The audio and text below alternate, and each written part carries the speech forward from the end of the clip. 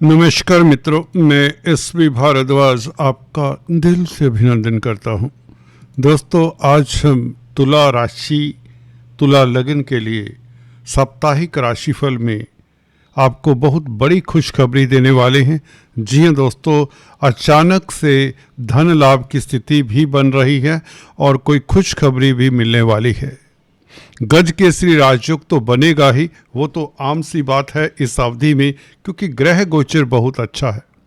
इस अवधि में 2 परिवर्तन बल्कि 3 परिवर्तन होंगे, बल्कि जी हाँ 3 परिवर्तन होंगे, जिसमें से गुरु का परिवर्तन बहुत सुखद है आपके लिए। हालांकि मंगल का परिवर्तन भी उतना लाभकारी है। बुध का परिवर्तन भी होगा, 5 तारीख को गुरु का, 6 तारीख को बुध का, 7 तारीख को मंगल का। ये 3 परिवर्तन होंगे। इनकी चर्चा हम नेक्स्ट वीडियो में करेंगे। यहां पर आपको बताना चाहता हूं, अगर आप पहली बार हमारे इस चैनल को देख रहे हैं तो हम आपको बता दें, ये जो राशिफल होता है ये चंद्रमा के हिसाब से होता है। अंत में शुभ रंग, शुभ अंक, जेमस्टोन्स और उपायों की बात भी किया करते हैं। इस अंक में अभी आत्मा कारक की ही बात करेंगे। याद रहे, हम नेक्स्ट वीडियो में अर्गला की बात करेंगे। अर्गला का कंसेप्ट क्या होता है जेमिनी एस्ट्रोलॉजी में, जरूर देखिए नेक्स्ट साप्ताहिक राशिफल, जो कि 8 तारीख से लेकर 15 तारीख तक का होगा। बुध दोस्तों अभी विराजमान है आपकी राशि में और 6 तारीख को 2nd हाउस में, धन के भाव में। भाग्य स्थान का मालिक धन भाव में हो, कुटुंब का भाव हो तो अच्छा है, परिवार के लिए अच्छा है। पारिवारिक गतिविधियां सुखद होती हैं, भाग्य के कारण धन आता है, कोई आपको उपलब्धि मिल सकती है। आपको बता दें, सूर्य मंगल शुक्र आपके 2nd हाउस में, ये पहले से ही उत्तम है। सूर्य खासकर लाभ स्थान का मालिक जो कि धन भाव में है, ये बहुत अच्छा है। एनीवेज, इसकी चर्चा हम करते रहेंगे बीच बीच में, बट शुरुआत करते हैं चंद्रमा क्या कहता है। दोस्तों, शनि के साथ चंद्रमा यूं तो विष दोष बनता है, परंतु ये विष दोष कैंसल हो जाता है, क्योंकि गुरु की दृष्टि रहेगी चंद्रमा और शनि के ऊपर। गुरु अभी कर्क राशि में उचके हैं 5 तारीख तक, तो ये शनि चंद्र को प्रभावित करेंगे। हालांकि आपको बता दें, चंद्रमा 6th हाउस में बली होती है, एक्स्ट्रा बल होता है चंद्रमा के पास 6ठे भाव में जब चंद्रमा होता है। फिर भी सर्विस रिलेटेड मैटर्स में आपको सफलता मिलेगी। जो जॉब करते हैं उनके लिए अच्छा दिन रहेगा। कल का दिन 1 तारीख की बात करें तो जॉब करने वालों के लिए, नौकरी करने वालों के लिए बहुत अच्छा दिन रहेगा। बॉस आपके कार्यों की सराहना करेगा और कहीं ना कहीं लव लाइफ भी बेहतर रहेगा। दाम्पत्य जीवन अच्छा रहेगा, पारिवारिक स्थितियां उत्तम रहेंगी। गुरु की दृष्टि इस शनि चंद्रमा के ऊपर आपको बैंकों से ऋण मिल जाया करता है, बीमारी से निजात मिलती है, आप स्वस्थ रहेंगे, तंदुरुस्त रहेंगे, मानसिक बल से भरे पूरे रहेंगे, शत्रुहंता रहेंगे। जी हां दोस्तों, कोर्ट कचहरी इत्यादि में भी आपकी फतेह होगी। अगर वकील हैं तो आपका वर्चस्व देखने लायक होगा। शनि चंद्र का यह योग आपको गंभीर धीर बनाता है। जिसके पास धैर्य होता है वही तो इस धरा पर राज किया करता है। कहते हैं ना, आप धीर बने, आप गंभीर बने, तो वह योग है, क्योंकि गुरु से प्रभावित है। तो कल का दिन 1 तारीख का दिन ये बहुत अच्छा है आपके लिए, बहुत उत्तम है। 2 और 3 तारीख चंद्रमा 7th भाव में, देखिए कर्म भाव का मालिक 7th भाव में बैठा हो, गज केसरी राजयोग भी बनाता है, गुरु से केंद्र में है, बुध से दृष्ट है, और क्या चाहिए। इस चंद्रमा को पूरा पूरा बल मिलता है।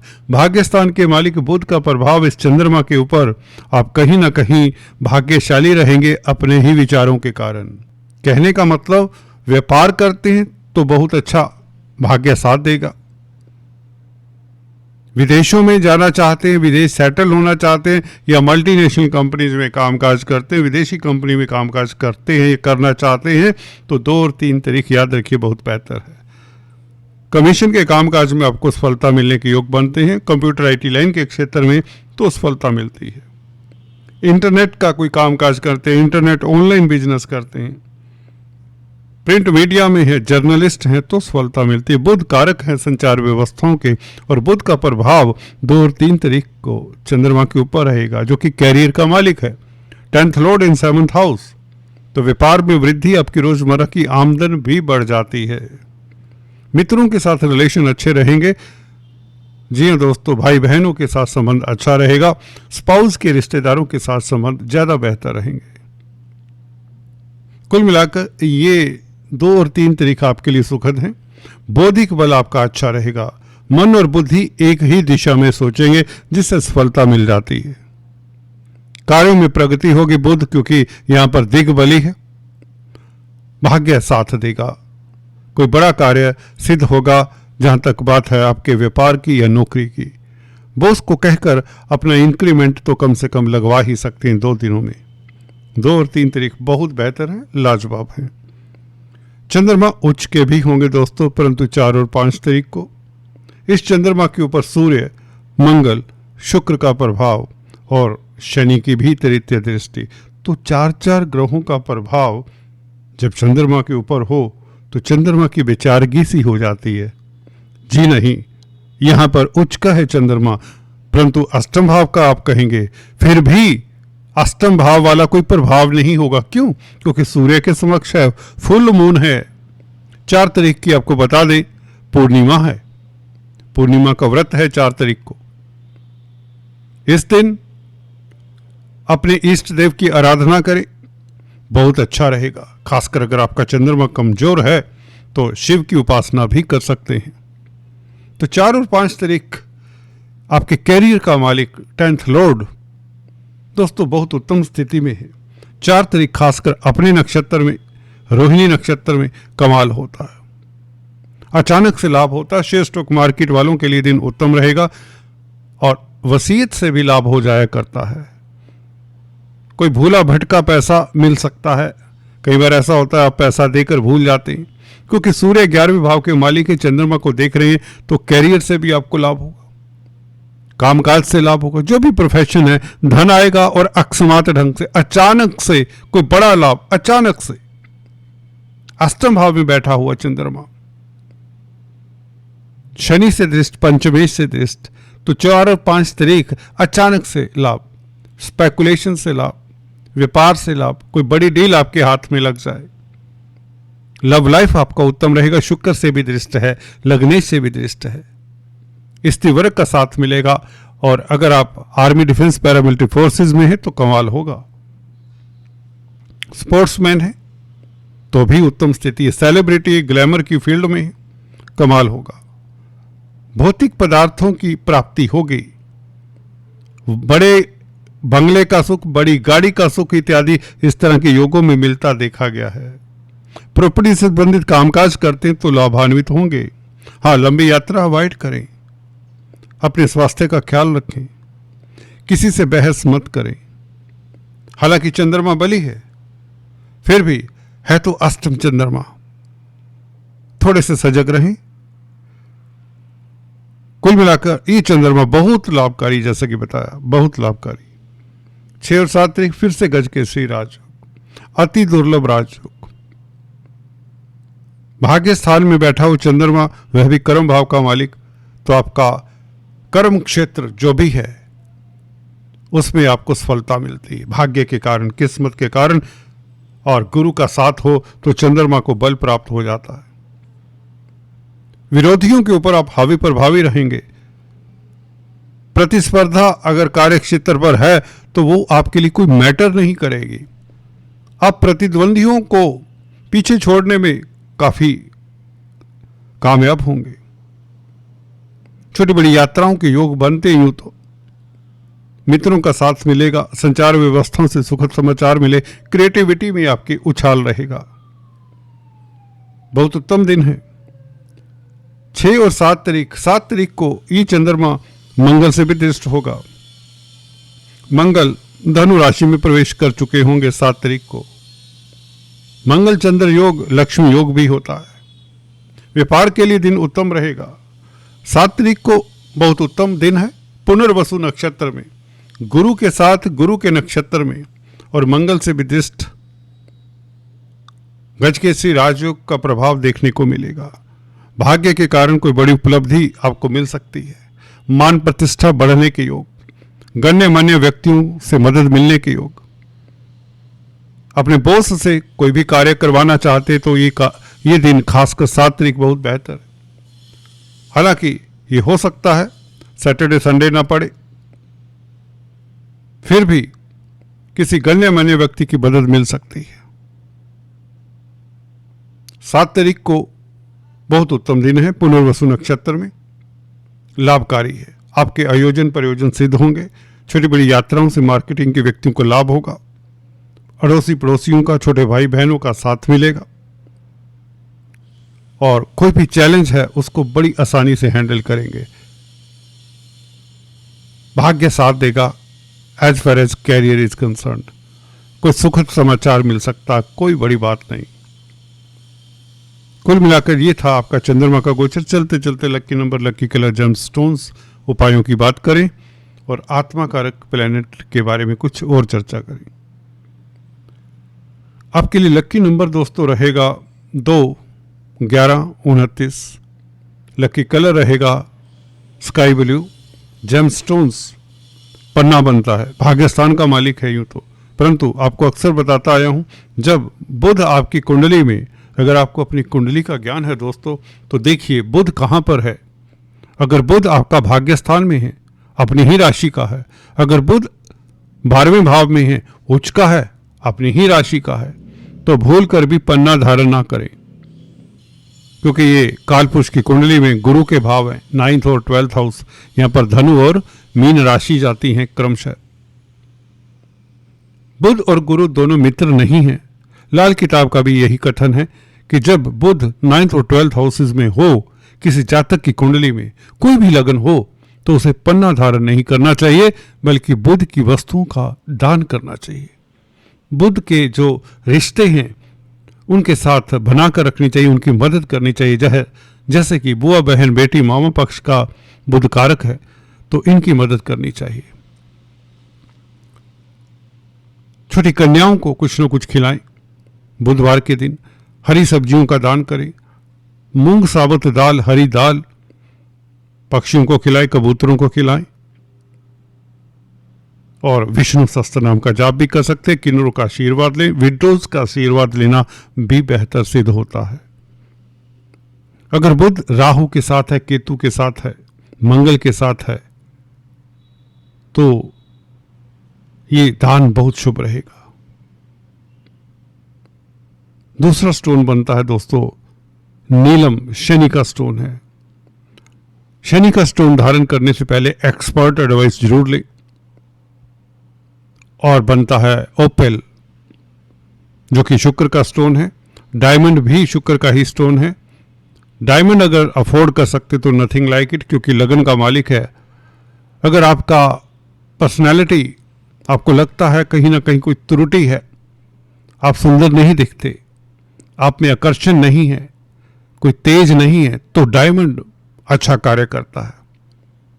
वैसे तो आपकी आंखों में चमक होनी चाहिए, तुला लगन है आपका। अगर शुक्र आंखों से छलकता है दोस्तों, नोट कीजिए। तुला राशि, तुला लगन वाले अपनी आंखों से लोगों को आकर्षित करते हैं, अपने हाव भाव से, अपने ऑरा से, अपने आभा मंडल से बहुत कुछ करवा लेते हैं। इनकी चाल में एक अलग ही बात होती है। 100 लोगों में से पहचाना जा सकता है तुला राशि का व्यक्ति। पहचान करनी आनी चाहिए, अलग ही दिखते हैं दोस्तों। अगर आपका शुक्र कमजोर है तो शुक्रवार के दिन आपको आटा, चावल, चीनी, मिश्री, सेंट, इलायची का दान करना चाहिए। जी हाँ दोस्तों, आटा, चावल, चीनी, मिश्री, सेंट, इलायची इत्यादि का, कपूर का दान करना चाहिए। मंदिर में दान करें, शुक्रवार के दिन करें। गाय को चारा भी खिला सकते हैं, अच्छा रहेगा। अपनी पत्नी के साथ बनाकर रखें अगर शुक्र आपका नीच का है, 12वें भाव में है। आपका कल्याण होगा, ये बात निश्चित है। शुक्र स्ट्रोंग, शुक्र अच्छा, शुक्र शांत है तो things will be okay for you. बात करते हैं आत्मा कारक प्लैनेट की। दोस्तों, जो ग्रह कुंडली में सबसे ज्यादा डिग्रीज रखता है उसे आत्मा कारक प्लैनेट कहते हैं। दो तरह के आत्मा कारक होते हैं, एक तो स्थिर आत्मा कारक जो सूर्य होता है, आत्मा का कारक है सूर्य, पर हर कुंडली में अलग आत्मा कारक होता है जेमिनी एस्ट्रोलॉजी के हिसाब से। ऋषि जेमिनी ने पाया कि जिस ग्रह की सबसे ज्यादा डिग्रीज हैं वह ग्रह कमाल करता है। उस ग्रह से संबंधित आप कामकाज करें तो अक्सर सफलता मिलती है। यह ग्रह D9 चार्ट में देखिए किस राशि में है, वह राशि से सुखद फल मिलते हैं। उस राशि से संबंधित आपको कोई ना कोई इंटरेस्ट होता है। फॉर एग्जाम्पल, तुला राशि में आत्मा कारक प्लैनेट आपका बैठा हुआ है D9 चार्ट में, तो आप कलाकार हो सकते हैं। अगर शुक्र बैठा हुआ है आत्मा कारक प्लैनेट के साथ तो निश्चित हो जाता है। शुक्र तुला राशि में और आत्मा कारक प्लैनेट भी साथ में, तो आप उच्च कोटि के कलाकार होंगे, सेलिब्रिटी होंगे, फैशन इंडस्ट्री में हो सकते हैं, फिल्म इंडस्ट्री में हो सकते हैं, म्यूजिशियन हो सकते हैं, राइटर हो सकते हैं, कला प्रेमी तो होंगे ही होंगे, और आपके पास धन वैभव की कमी नहीं होगी। गुरु साथ में आत्मा कारक प्लैनेट के साथ तो व्यक्ति लर्नड होता है, पढ़ा लिखा होता है, अच्छा ज्योतिष विद्वान फिलोसफर हो सकता है, उसका नेम फेम देखने वाला होता है। अगर कुंडली में एकाद केंद्र त्रिकोण राजयोग बना हो, आत्मा कारक प्लैनेट के साथ गुरु का होना अपने आप में व्यक्ति को यूनिक करता है। अपने कुंडली को खोलिए, D9 चार्ट में अगर एक ही योग है ये कि आत्मा कारक प्लैनेट के साथ गुरु बैठा है, तो अपने आप को यूनिक जानिए दोस्तों। किसी भी हीन भावना से ग्रस्त हैं, किसी और ग्रह के कारण, अगर छोड़ दीजिए वो हीन भावना, आप आकाश की ऊंचाइयां छुएंगे। ये बता देता हूं, ना चंद्र देखिए ना सूर्य देखिए, कुछ मत देखिए, D9 चार्ट में आत्मा कारक प्लैनेट के साथ गुरु बैठा है तो आप विलक्षण है, आप ऊंचाइयां छुएंगे। याद रखिए, याद रखिए, ये मैंने हजारों कुंडलियों का अवलोकन किया हुआ है, तब बता रहा हूं। ऑर्डिनरी सी ऑर्डिनरी कुंडली मैंने देखी है, व्यक्ति अंततः राइज करता है, और वो राइज करता है, नेम फेम इत्यादि भी देता है ये देवगुरु बृहस्पति आत्मा कारक प्लैनेट के साथ। व्यक्ति अच्छा राइटर, अच्छा फिलोसफर, रिलीजन में भी, उसका धर्म में भी रुचि होता है, पराविद्याओं में भी एस्ट्रोलॉजर भी हो सकता है। एनीवेज, 10th हाउस की बात करें, आत्मा कारक प्लैनेट से 10th हाउस में कौन सी राशि है, उस राशि से संबंधित आपका कार्य क्षेत्र हो सकता है। 10th हाउस में कोई ग्रह है तो और भी अच्छी बात हो जाती है, तो वह ग्रह आपके कार्य क्षेत्र को प्रभावित करता है। अगर आत्मा कारक ही उस 10th हाउस का मालिक है, आत्मा कारक से 10th हाउस में जो राशि पड़ती है उसका मालिक भी अगर आत्मा कारक ही है, तो समझिए वह आत्मा कारक प्लैनेट आपके कैरियर का मालिक हुआ। D10 चार्ट में भी 10th हाउस देख लीजिए। जी हां दोस्तों, D10 चार्ट का लगन पहला भाव देख लीजिए, ये दो ग्रह और राशियां देख लीजिए, आत्मा कारक वाली राशि देख लीजिए 10th हाउस में जो पड़ती है। ये 2-3 फैक्टर आपको कैरियर डिसाइड करने में आसानी करते हैं। आज दोस्तों इतना ही, फिर से मिलेंगे। Please do subscribe, like and share. Thanks for watching this video. God bless you.